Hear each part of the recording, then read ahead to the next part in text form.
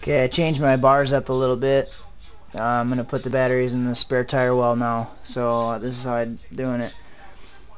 A Z-shaped bar, 3 posts for the positives, 3 posts for the negatives.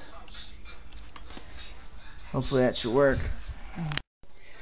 Here's what everything looks like inside the trunk. Got my bars on the batteries attached. I actually attached them with the terminals, so if I wanted to stick a, you know, like one of these terminals on it or whatever, you could do that too. Right now I'm just running my ground to there. I'm gonna start wiring this up. Alright, here's what I got so far. The 2 batteries. One is covered in solder, unfortunately, so if you can solder outside of the vehicle, that's a better option. Some of the wires I couldn't. That's how that happened. Positive bar. I have the positive that goes to all the electronics in the car to start. Here's the positive going up to my alternator, or actually coming back from my alternator, whichever way you want to look at it. It's fused on both ends. I just decided to fuse it right from the bar. That works for me. Here's my grounds. One ground coming from, or going to the engine block, and one ground going to my ground block here.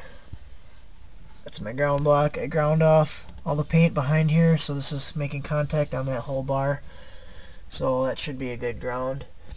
The status I'm at right now, car does not start. I'm guessing this is for the starter because this was hooked up to the battery, so I'm gonna solder some wire onto this to be able to run it to the positive bus bar.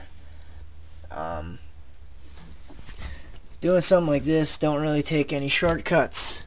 I was going to take a little shortcut doing this, and that's how I did that. So take your time, do it right, and keep watching. That stack of wire means I'm done cleaning up after today.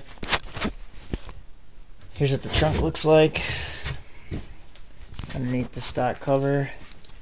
Everything fits very nice. The trunk is empty. It means it's ready for a box. That's my next step.